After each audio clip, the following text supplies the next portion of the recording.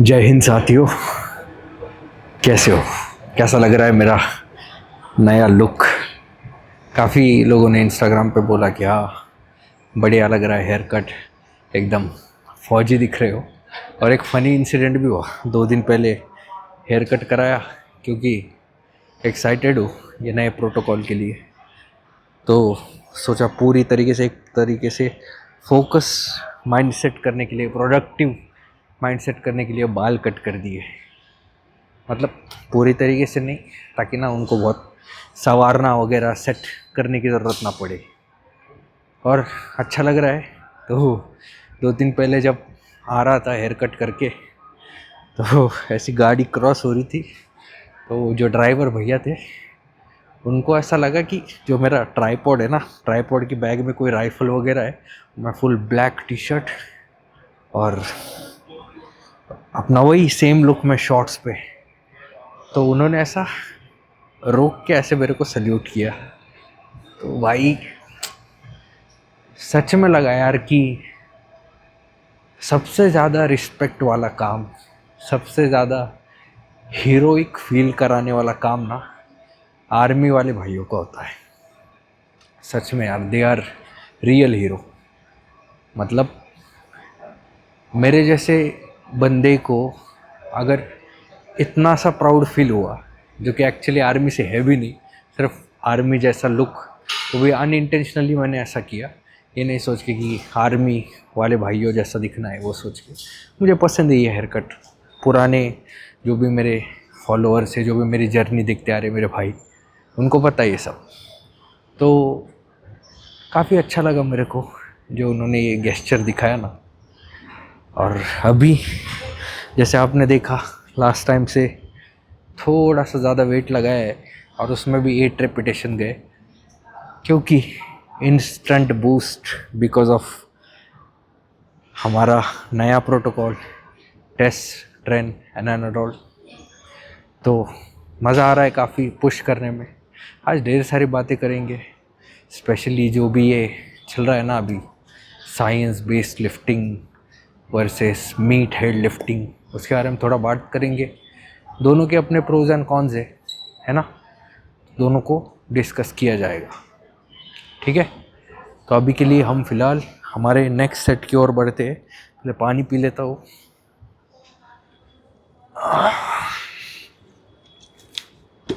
बहुत सारी बातें करनी है आज।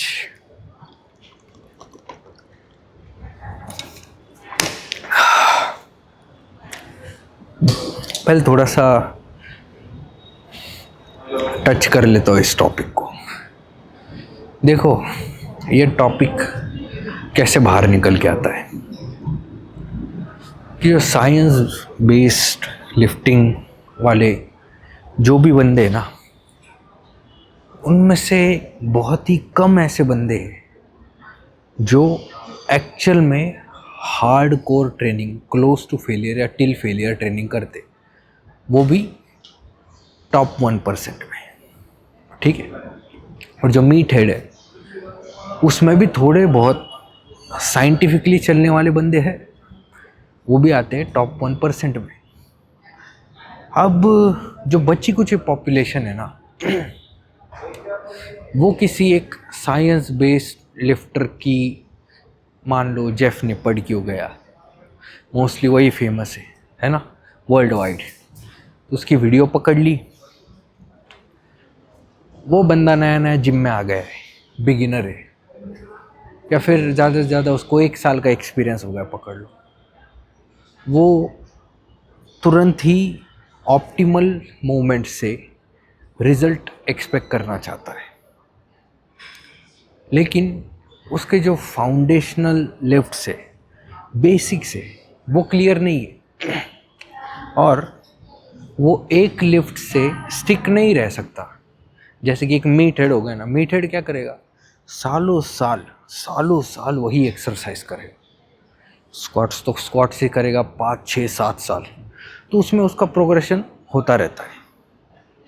लेकिन साइंस बेस्ड वाला क्या करेगा, अरे आज मेरे को ये नया ऑप्टिमल मिल गया, तो पुराना वाला ऑप्टिमल चला गया। और कितने सारे कॉन्ट्राडिक्टिंग रिसर्च अवेलेबल है और आगे भी आते रहेंगे, और आगे वाले रिसर्च भी फिर से आगे जाके गलत प्रूफ हो गए।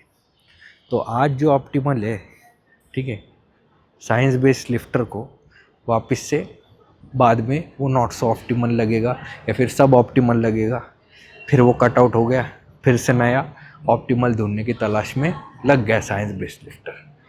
तो पिछली लिफ्ट्स में या फिर जो अभी कर रहा है लिफ्ट्स, उसमें कंसिस्टेंसी कहाँ है, लोड कहाँ कर पा रहा है वो उसमें, नहीं, राइट। तो कहीं ना कहीं ये चीज़ है, और सिर्फ यही एक वजह नहीं है जिसके वजह से साइंस बेस्ड लिफ्टर छोटे हैं। और छोटे भी, मैं ध्यान से सुनिए, उन 1% को नहीं बोल रहा हूँ जो एक्चुअल में जानते हैं कि क्लोज टू फेलियर ट्रेन करना, टिल फेलियर ट्रेन करना, उनके माइंड में दो चीज़ है कि हाँ मुझे ऑप्टिमल एक्सरसाइज को करना है, लॉन्ग टर्म करना है, कंसिस्टेंटली करना है, और क्लोज टू फेलियर या टिल फेलियर करना है। तो उनको पता है भाई, ये जो है ना, जो बचे हुए 99% पॉपुलेशन, ये सिर्फ आधे सच को फॉलो करते। आधा सच यानी क्या, ऑप्टिमल मूवमेंट। उनको लगता है कि ऑप्टिमल मूवमेंट करने से रिजल्ट आएगी। तो मैं हार्डली किसी को देखता हूँ यार आजकल वो हार्डकोर ट्रेनिंग करते हुए।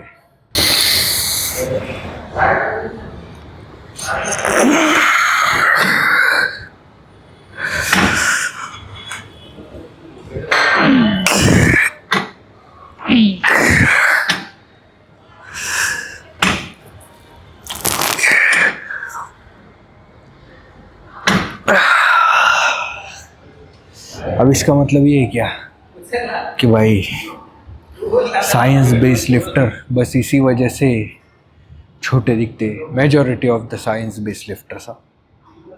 नहीं, इसका दूसरा एक रीज़न ये है कि मीट हेड कम्युनिटी में रॉइड्स का, इन शॉर्ट कह लो पीईडीज़ का यूज़ करने वाले ज़्यादा बंदे as compare to science based lifting. क्योंकि साइंस बेस्ड लिफ्टिंग काफ़ी हद तक अवेयर है पीईडीज़ के साइड इफ़ेक्ट्स के मामले में। बट जो मीट हेड वाले होते हैं ना, उनका एक तरीके से एक ब्रो कल्चर होता है। हम सब भी भाई कुछ कुछ ब्रो कल्चर से साइंस बेस्ड लिफ्टिंग में आ गए हैं, और कुछ कुछ साइंस बेस्ड लिफ्टिंग से ब्रो कल्चर में आ गए। इसमें थोड़ा आगे बात करूँगा, पहले अभी इस टॉपिक के ऊपर थोड़ा सा बात कर लेता हूँ।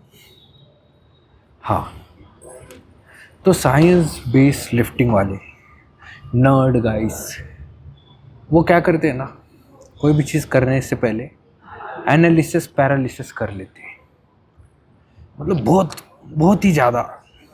इसी वजह से वो एक चीज़ से स्टिक टू नहीं रह पाते, एक वेरिएशन से स्टिक टू नहीं रह पाते। ये तो पहले मैंने बोल दिया। तब वो ये मेरा कैमरा A6700 लेके गलती कर दी भाई, कोई मत लेना। सोनी का FX30 लेना, क्योंकि ये हीट होता है, ये वीडियो के लिए नहीं बना है कैमरा, चाहे AC लगाओ कुछ भी लगाओ। हाँ, अब बात करते हैं उसी टॉपिक की। साइंस बेस्ड लिफ्टर्स रॉइड्स के साइड इफ़ेक्ट्स के बारे में बहुत ज़्यादा अवेयर होते हैं एनालिसिस पैरालिसिस के वजह से। तो एक पॉजिटिव चीज़ है, तो कोई भी चीज़ ना इजीली इम्प्लीमेंट नहीं करते, ठीक है। और जब उनको दिख गई भाई शॉर्ट टर्म ड्यूरेशन के लिए क्यों ना हो, ये चीज़ अच्छी है, जैसे अभी MK677 का ट्रेंड चल रहा है। ये जो साइंस बेस्ड कम्युनिटी है उन तक आधी इन्फॉर्मेशन पहुंचाई गई है कि भाई MK677 से टेस्टोस्टेरोन सप्रेस नहीं होता, ये वो। मैंने अपना एक्सपीरियंस शेयर करा है, आप देख सकते हो, ठीक है, यूट्यूब चैनल पे ही पुरानी वीडियो है। तो वो कैसा है ना कि एनालिसिस पैरालिसिस कर लिया, कोई चीज़ अपने को सही लगी तो उस पर तुरंत आ जाते। मीट हेड वाले ज़्यादा एनालिसिस नहीं करती, ब्रो ने बोल दिया, भाई ने बोल दिया करने का तो करने का, रिजल्ट आते हैं करने का तो करने का। भाई ने बोला साइड इफ़ेक्ट्स नहीं होते, नहीं होते मतलब नहीं होते, फिर दुनिया से लड़ जाएगी वो अपने जिम ब्रो के लिए या अपने गुरुजी के लिए। फैक्ट्स गए तेल लेने। तो इस वजह से भी हो गया, कोई भी मीट हेड कम्युनिटी में लोगों को रॉइड्स ईजिली दे सकता है as compare to science based lifting में। लेकिन मीट हेड कम्युनिटी में भी जैसे मैंने कहा कि टॉप जो 1% है, अब वो काफ़ी रिसर्च करते हैं भाई क्या होगा क्या नहीं होगा। और मैं किस कम्युनिटी में आता हूँ, हम आते भाई ग्रे एरिया वाली कम्युनिटी में। जैसा पहले ही बोला, थोड़ी कुछ चीज़ें इधर की लेने की, थोड़ी कुछ चीज़ें इधर से लेने की। मुझे आप कह सकते हो साइंटिफिक मीट हेड मतलब भाई मैं जान भी लगा देता हूँ पूरी, और साइंस की भी कई सारी चीज़ें मैं इम्प्लीमेंट करता हूँ, है ना। और स्टिक टू रहता हूँ मैं चीज़ों से।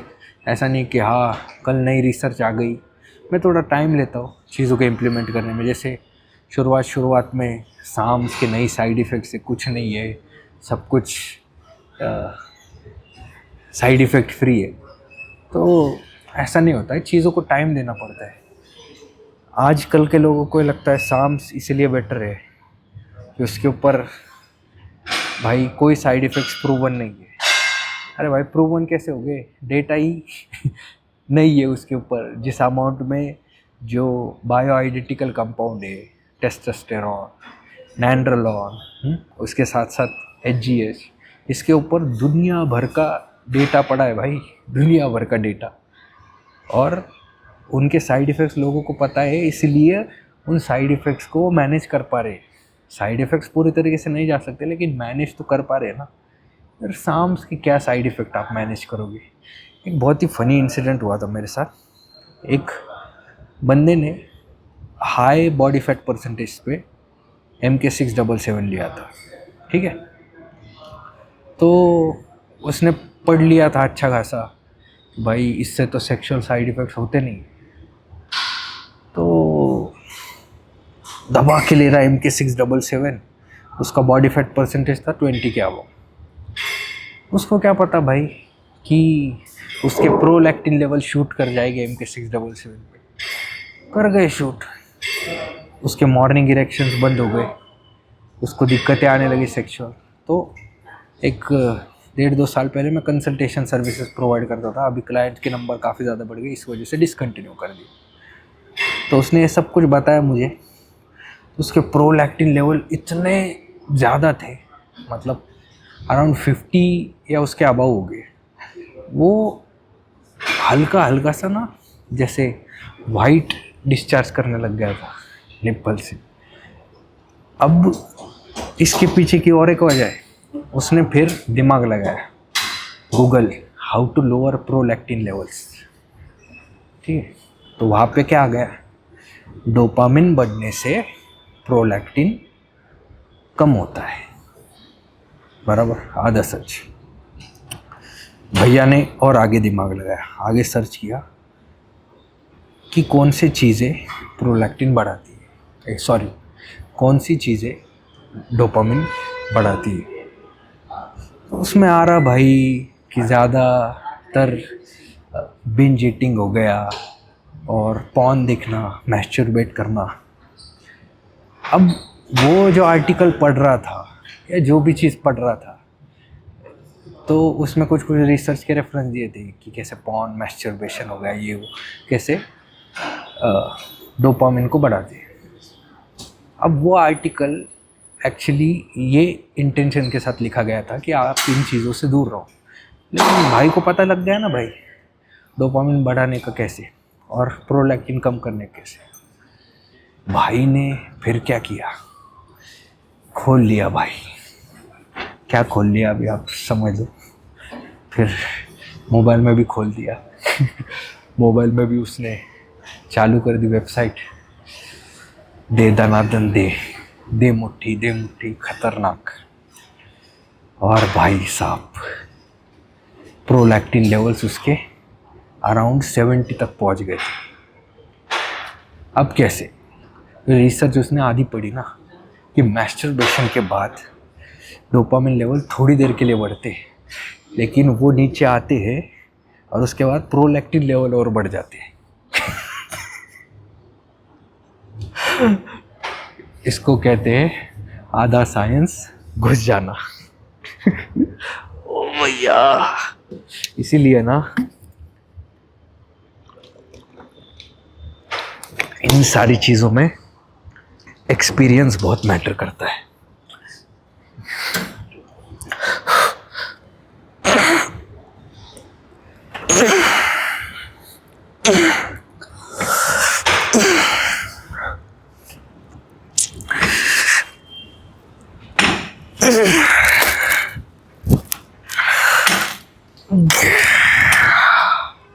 जो कि मैंने लास्ट वीडियो में बताया था कि जब आप सर्टिफिकेशन कर लेते हो तब तक बहुत अच्छा लगता है, मैं बहुत नॉलेजेबल हूँ ऐसा वैसा। जब आप 50-60 क्लाइंट ट्रेन करोगे ना, प्रैक्टिकल एक्सपीरियंस गेन करोगे ना, तब आंखें खुल जाती है।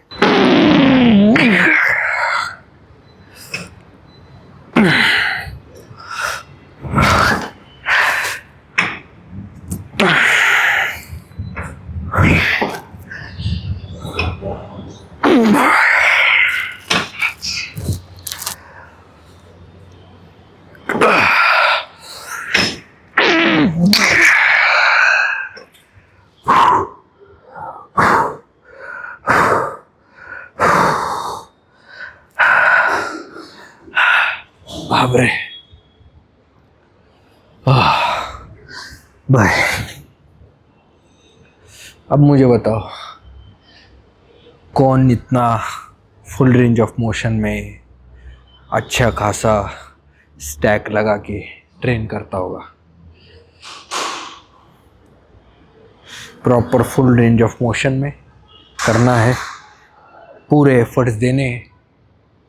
और ये चीज़ भी तो, ये एक्सरसाइज भी तो वैसे ऑप्टिमल कैटेगरी में आती है ना। अब ज़रा उस टॉपिक की बात करते हैं कि कैसे साइंस बेस्ड लिफ्टर ट्रांजिशन करते हैं मीट हेड में, और मीट हेड अचानक से ट्रांजिशन करते हैं साइंस बेस्ड लिफ्टर में। पहले बात करते हैं साइंस बेस्ड लिफ्टर कैसे मीट हेड बन जाते हैं। क्या होता है ना, ये सच में रियल लाइफ एक्सपीरियंस से बता रहा हूँ आपको, क्योंकि मेरे काफ़ी फ्रेंड्स हैं मीट हेड कम्युनिटी में जिनको आप बहुत अच्छे से जानते हो, well known coaches, influencer, athletes है, और साइंस बेस्ड लिफ्टिंग कम्युनिटी में भी बहुत अच्छे। इंडियन कम्युनिटी में भाई जो भी अच्छे खासे रेप्यूटेड लोग हैं उन तक तो मेरे कांटेक्ट है, तो अभी किसी का नाम नहीं लूँगा बट बता रहा हूँ। तो साइंस बेस्ड लिफ्टर्स का क्या हाल हो जाता है कि सब कुछ सही से कर रहे, सब कुछ, सारी एक्सरसाइज, डाइट, लेकिन रिजल्ट उस स्पीड से नहीं आ रही जिस स्पीड से आने चाहिए। और सोशल मीडिया पे अनरियलिस्टिक एक्सपेक्टेशंस है, फेक नेट इसके सेट किए हुए। कोई 2 साल में, कोई 3 साल में क्रेजी लेवल की फिजिक बना रहा है। उनमें से कोई 1 in a million जेनेटिक्स के साथ होता है, उसको अपन छोड़ देते हैं कि जिसके इंसर्शंस वगैरह हो गया, बहुत ही ब्यूटीफुल होते हैं। तो भाई 70 kg का बंदा दूसरे 70 kg वाले बंदे जैसा नहीं दिख पाता है। दोनों के इंसर्शंस अलग है। किसी का बाइसेप लॉन्ग टाइप के उसके पास इंसर्शन हो, किसी के पास शॉर्ट टाइप के इंसर्शन हो गए। वो पीक की ऐसा करता होगा तो बाइसेप अपने आप बड़ा दिख जाता होगा शॉर्ट हेड वाले का, समझ रहे हो? काव्स का भी वो सीन है, जेनेटिक्स। तो भाई ऐसे कुछ कुछ लोग ऐसे ब्यूटीफुली डिज़ाइन किए होते हैं ना भगवान जी ने, कि उनको देख के लगता है यार यह बंदा तो बचपन से माल ले रहा होगा। तो ऐसा नहीं है, दे आर गिफ्टेड। और सिर्फ गिफ्ट होने से बात नहीं चलती, कंसिस्टेंट रहना पड़ता है। रॉनी कोलेमन के पास भी गिफ्ट है, राइट, बेस्ट जेनेटिक्स, बट कितनी बारी उनको मतलब मिस्टर ओलंपिया का टाइटल नहीं मिला ट्राई करने के बावजूद, आपको आइडिया भी नहीं है। तो वो सिक्योरिटी गार्ड की नौकरी करते थे मिस्टर ओलंपिया कॉन्सर्ट के बाहर, उसके बाद टॉप 20 में आना, फिर टॉप 10 में आना, फिर से टॉप 15 में आना, फिर टॉप 5 में आना, कई सालों तक ये लगा रहा, उसके बाद वो मिस्टर ओलंपिया बने। तो आज भी अगर कई लोग साइंस बेस्ड कम्युनिटी की ये मानते कि काश रॉनी कोलेमन ने अगर थोड़ा सा अपनी लिफ्टिंग और रिकवरी को थोड़ा ऑप्टिमाइज़ किया होता तो वो और 2-3 टाइटल जीत सकते थे।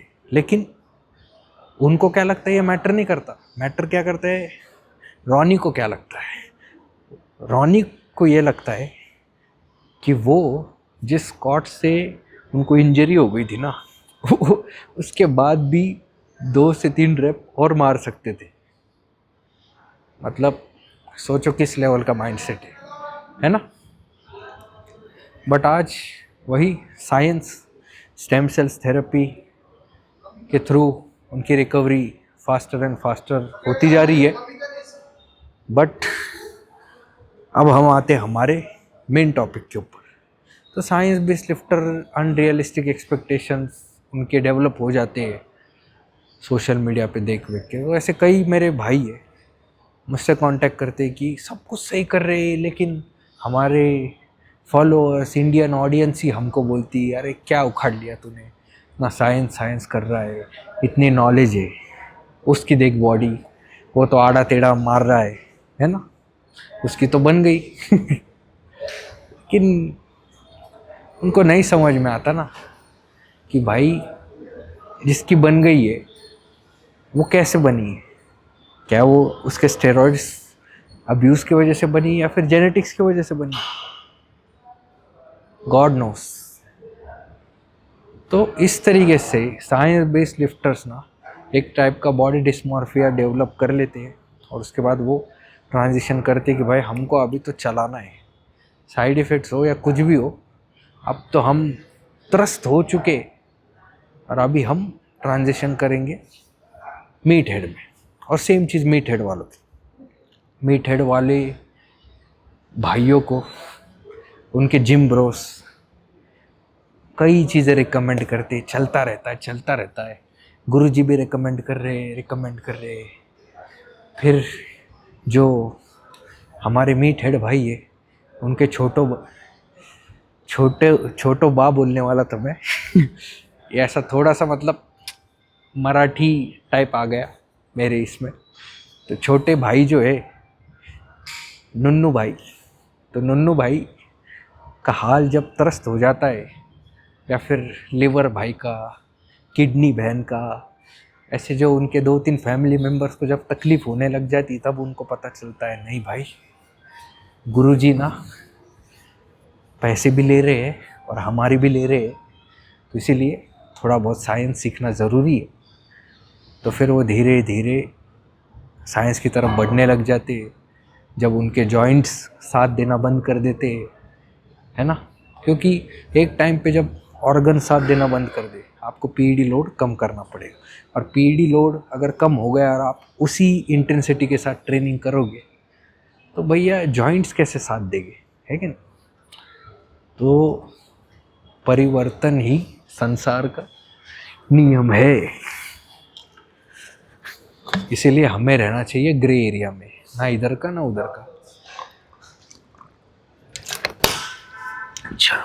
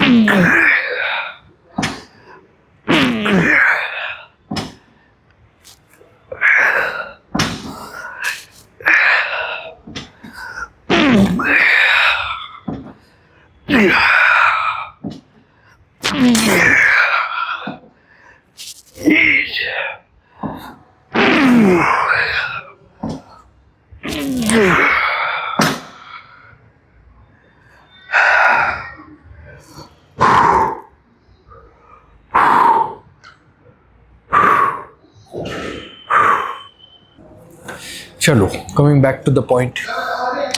सबसे पहले आपने अपनी जिम में जो भी बेसिक मूवमेंट्स है, स्पेसिफिकली कहूँगा तो फ्री वेट्स, उनको मास्टर करना चाहिए। ये मैंने पहले बात बोली। द रीज़न इज़ आप ज़िंदगी भर एक जिम में तो नहीं रहोगे, जिम स्विच करते रहोगे, है ना, कोई ना कोई रीज़न की वजह से। तो वहाँ आपका फाउंडेशन यानी फ्री वेट्स आपको काम में आएगी, क्योंकि हर जगह बेस्ट क्वालिटी मशीन अवेलेबल नहीं होती। उसके बाद आपने धीरे धीरे करके स्टेबल एक्सरसाइज की ओर जाना है। जैसे जैसे आपकी रिकवरी की डिमांड बढ़ेगी, एक्सपीरियंस बढ़ेगा। गए वहाँ डाइट में जो फूड आपकी गट हेल्थ को सूट होता है उसको रखना है। जो आपकी गट हेल्थ को सूट नहीं हो रहा, फोर्स नहीं करना है गट पे, ठीक है। अभी कुछ कुछ अमाउंट में कुछ कुछ फूड सूट करता है। जैसे कुछ लोग बोलते हैं कि रोटी बिल्कुल ही नहीं खानी चाहिए, ऐसा नहीं। एक दो रोटी से बहुत ज़्यादा आपके गट पे स्ट्रेस नहीं पड़ रहा है, देन इट्स ओके। कुछ कुछ लोग वो भी नहीं टॉलरेट कर पाते। कुछ कुछ लोग एक ग्लास मिल्क कंज्यूम कर पाते, कुछ कुछ वो भी नहीं कर पाते। तो एवरीबडी इज़ डिफरेंट। तो फाइंड आउट करो। सेम चीज़ एक्सरसाइज के बारे में भी फाइंड आउट करो, कौन सी एक्सरसाइज आप अच्छे तरीके से एग्जीक्यूट कर पा रहे हो, और जो नहीं कर पा रहे हो उसको प्रैक्टिस करो। एकदम से वेट मत बढ़ाओ, है ना। वेट बढ़ाओगे गलत फॉर्म एंड टेक्निक में तो मसल से ज़्यादा स्ट्रेस आपके जॉइंट्स, लिगामेंट या फिर जो सेकेंडरी मूवर मसल होते हैं उन पर जाएगा। प्राइमरी जो मसल्स होते हैं जिन पे आप एक्चुअली काम कर रहे हो, उसके लिए जो आप एक्सरसाइज कर रहे हो उस पर लोड नहीं आएगा। फॉर एग्जांपल भाई, चेस्ट आप ट्रेन करने की कोशिश कर रहे हो लेकिन आपके ट्राइसेप ज़्यादा एंगेज हो रहे, शोल्डर ज़्यादा एंगेज हो रहे, कोई फ़ायदा नहीं। अब तीसरी चीज़ है पीडीज। ये तीन चीज़ें मेन है ना बॉडी बिल्डिंग में। एक एक्सरसाइज सिलेक्शन, फूड सिलेक्शन और पीडी सिलेक्शन। तीनों में सेम रूल। पीडीज हो, एक्सरसाइज हो, फूड हो, जो आपकी एनाटमी, जो आपकी फिजियोलॉजी को सूट करता है, पीडी हो, फूड हो, उसको आपने रखना है। नहीं सूट करता, बॉडी के ऊपर फोर्स नहीं करने का अननेसेसरी। बॉडी बहुत स्मार्ट है, बॉडी काउंटर रिएक्शन देगी आपको। तो हमको काउंटर रिएक्शन नहीं चाहिए। जैसे जैसे बॉडी आपको एडेप्शन के साइन दे रही है उसी डायरेक्शन में आपको मूव होना है। बहुत ही ज़्यादा आपको एकदम से एक्सप्लोजिव रिस्पॉन्स आ रहा है बॉडी की तरफ से, तो दैट्स नॉट यूज़फुल। अब आप बोलोगे यार नए नए वर्कआउट स्टार्ट करते हैं तो हमको सोरनेस होती है, वो भी तो एक एक्सप्लोजिव रिस्पॉन्स हो गया। ऐसा नहीं है, वो तब तक रहती है जब तक आप उस रूटीन को अडेप्ट नहीं कर लेते। एकदम से आप 2-3 किलोमीटर चलोगे, जाहिर सी बात है भाई आपके काफ्स वगैरह, क्वाड्रिसेप्स सोर हो जाएगी, टांगे दुखने लग जाएगी। लेकिन आप धीरे धीरे करके अल्टरनेट डे उसी डिस्टेंस पे वॉकिंग करोगे तो आपके मसल्स अडेप्ट हो जाएगी उस चीज़ के लिए। Simple as that. बट आप अगर एक ही दिन में सोचोगे भाई 10 किलोमीटर दौड़ूंगा, भाई घुटना उठना फट सकता है, कुछ भी हो सकता है कि नहीं, कोई भी इंजरी हो सकती है। तो बॉडी को धीरे धीरे एडेप्शन में लाना है।